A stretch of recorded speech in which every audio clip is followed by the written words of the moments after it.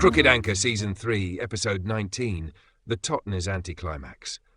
It had been a few days since Gunther's ill-fated papier-mâché wings brought down Warwick's stage, and the gang was still sweeping splinters and mopping up what Clifford swore was not gravy. The pub door creaked open, and in walked two strangers. One tall and thin with floppy blonde hair, the other shorter, bearded, with enormous glasses. "Hello, we've come here to enjoy some of your finest beverages, please," cried the tall one, David Edwards, at the absolute top of his lungs.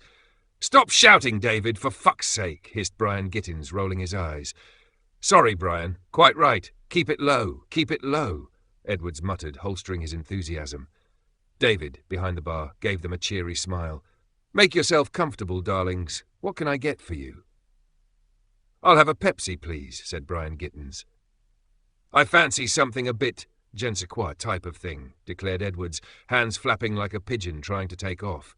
David nodded. "All right then, corner booth. Drinks incoming." As they sat down, Edwards spotted Pete. "Look, Brian, a statue," he gasped. Pete blinked once. "Oh my goodness, it blinked!" "Stop pointing, David," snapped Gittins. "Quite right. Let me pop these fingers back in the holster," Edwards said, miming an invisible gun belt. The calm was shattered by a man bursting through the door, wild-eyed, tie half undone. "Everyone, we are in a state of national emergency," he bellowed. The gang barely looked up. Brian groaned and face-planted into his newspaper. "Totnes has been abandoned. Talk of werewolves on the loose. We must go and investigate." David stared at the floor for a beat before sighing.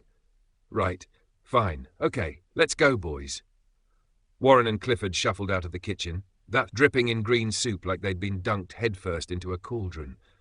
Raymond bounded up from the cellar, already wearing suspiciously springy shoes. Biggins squawked, "Lock up! Lock up! Lock up!"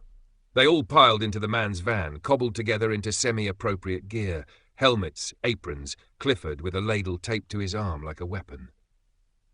When they reached Totnes, the town was silent. Shop windows stood wide open, streets deserted, not a soul in sight. A mist hung low, and for a moment it looked like the gang were about to step into the climax of some epic Gothic horror. Then a noise. A growl? The group huddled close. Brian tightened his grip on Gunther's lead. David whispered, "This is it." From the mist emerged a group of pensioners in full moon costumes, holding clipboards. "You're early. The Totnes Amateur Theatre Society aren't performing Werewolves of Devon until Thursday," one of them chirped. The terrifying howls were just rehearsals. The deserted streets were because everyone had gone to bingo. The gang looked at one another, deflated. David Edwards clapped his hands together.